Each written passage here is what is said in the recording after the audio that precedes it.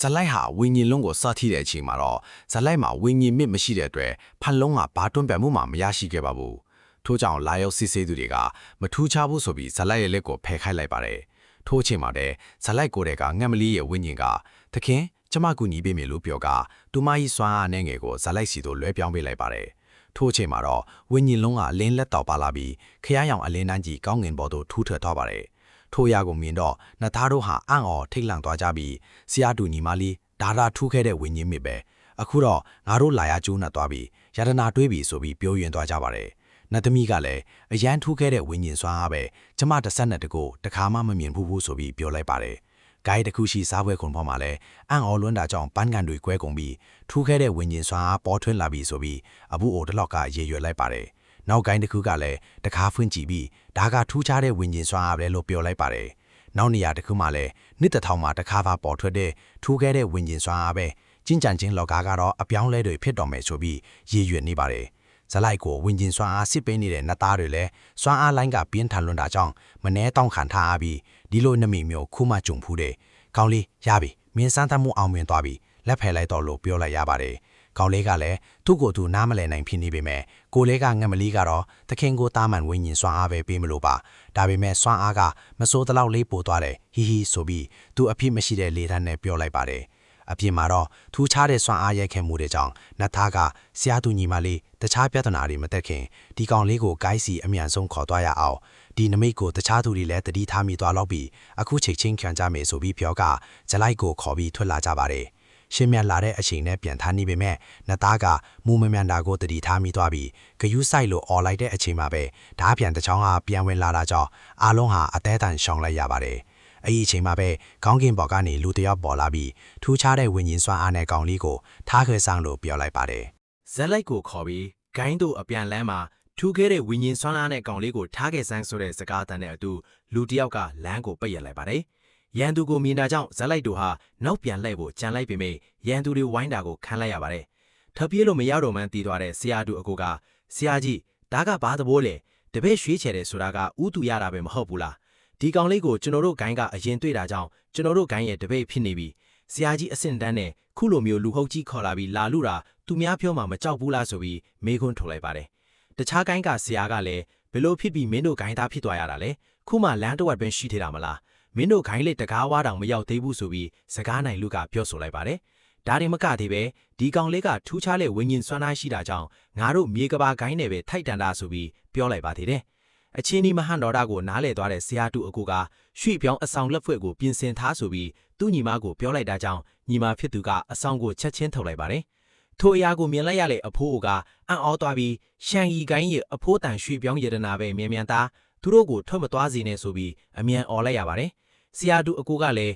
ညီမလေးငါသူတို့ကိုထိန်းထားပေးမယ်မင်းတို့အရင်ဆုံးဂိုင်းကိုရောက်အောင်ပြန်ပြီးသတင်းပို့လိုက်ဆိုပြီးအကာအကွယ်အစီရင်ကိုထုတ်လိုက်ပါတယ်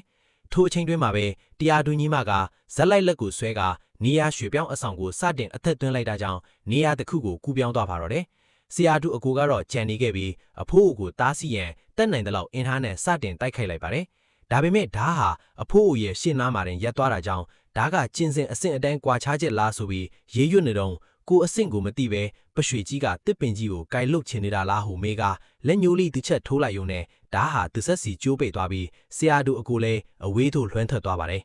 အဖိုးကသူ့ဤဂိုင်းသားများကိုဒီကောင်ကိုစောင့်ကြည့်ထားငါကထပ်ပြေးသွားတဲ့ဟိုနှစ်ယောက်နောက်ကိုလိုက်သွားမယ်လို့မားခဲ့ပြီးနဖျားရွှေပြောင်းအဆောင်တောင်သူတို့မှရှိနေတာလားသူမရဲ့ကျင်စင်သာအနှဲငယ်ပိုကောင်းနေရင်ငါလိုလိုတောင်ဘလိုနီးနေမှာလိုက်လို့မမိနိုင်မှာမဟုတ်ဘူးဒါပေမဲ့ခုအနေထားနဲ့တော့မင်းတို့ငါလက်ကလွတ်အောင်မပြေးနိုင်သေးဘူးလို့ရေလွတ်ကသူ့ရဲ့လီယံပြန်လာတဲ့အရှိန်နဲ့လိုက်ဖမ်းပါတော့နဲ့ဇက်လိုက်တို့ကရွှေပြောင်းအဆောင်ကျေးဇူးနဲ့နေရာတစ်ခုမှာပြင်ပေါ်လာနိုင်ခဲ့ပြီမဲ့ခဏလေးအတွင်းမှာပဲအဖိုးအိုဟာမိလာခဲ့ပါတယ်ပြီးတော့ဇက်ပြေးကြအောင်လေဘာလို့ရက်လဲကြတာလဲမင်းတို့ရဲ့တိုင်းပညာကဖျွတ်စိတ်အစင်းလောက်ပဲရှိတာကိုငါလက်ကလွတ်အောင်ပြေးနိုင်မယ်လို့ထင်နေကြတာလားအိမ်မက်မမတ်နေတာပဲလို့အဖိုးအိုကပြောလိုက်ပါတယ်ဇက်လိုက်တို့ကလည်းရှိသမျှအစွမ်းအကုန်သုံးကပြေးနေပြီမဲ့အဖိုးအိုကတော့ခဏလေးအတွင်းမှာပဲလိုက်လို့မိနေတာကြောင့်ဇက်လိုက်ဟာသူ့ကိုယ်တည်းကငှက်မလီကိုအော်ခေါ်ပြီ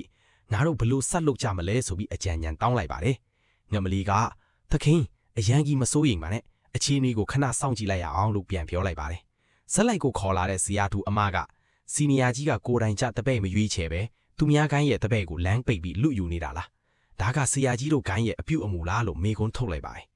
ဟိုးတိုင်းပညာကအဆင့်နှိမ့်နေလို့ဒါပဲပြောပုံဆိုပုံတွေနဲ့ဒေါသကတော့မသေးဘူးပဲလို့ပြောကအဘိုးအိုကဇက်လိုက်တို့ရဲ့ရှေ့ကနေပိတ်ရက်လိုက်ပါတယ်ပြီးတော့မင်းတို့ရဲ့ဂိုင်းကအခုဆိုရင်ဂိုင်းချိုးပြောင်းနေတာကြောင့်အစိတ်စိတ်အမွားမွားကွဲနေပြီမလားလို့မေးလိုက်တာကြောင့်ဇက်လိုက်ဟာဒီအမကငါဆရာရဲ့ဂိုင်းသားဖြစ်နေတာလားဆိုပြီးတွေးနေပါတယ်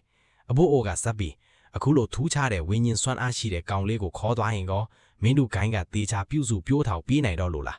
ငါတို့ဂိုင်းကိုခေါ်သွားပြီးပြုစုပြိုးထောင်ပေးလိုက်တာကသူ့အတွက်ပိုမကောင်းဘူးလားအခုဆိုရင်ငါလဲတွဲဖက်ကျင်းကြဖို့အဖော်လို့နေတာဆိုတော့မင်းလဲနေခဲ့လို့ရပါတယ်လို့အဘိုးကြီးကပြောလိုက်တာကြောင့်ဆရာတူအမကနဘူးကောင်းနေအိမ်မက်မမတ်နေနဲ့လို့အော်ပြောလိုက်ပြီးဇက်လိုက်ကိုဒီမှာခဏစောင့်နေအောင်တော့လို့မှာခဲ့ကတိုက်ခိုက်ရန်ထွက်သွားပါတယ်ဆရာတူအမကအဆောင်အိတ်ထဲမှာရုပ်သေးကိုထိုးလိုက်ပါတယ်ထိုးအရာကိုမြင်တော့အဘိုးအိုကအခြေခံတီဆောက်ခြင်းအစဉ်ရုပ်သေးပါလားကြည်ရတာမင်းကဂိုင်းမှာတော်တော်လေးအရေးပါတယ်တပည့်တယောက်ထင်တယ်ဒီလိုဆိုရင်တော့ပို့ပြီးတော့တောင်နေခဲ့တင်သွားပြီလို့အော်ပြောလိုက်ပါတယ်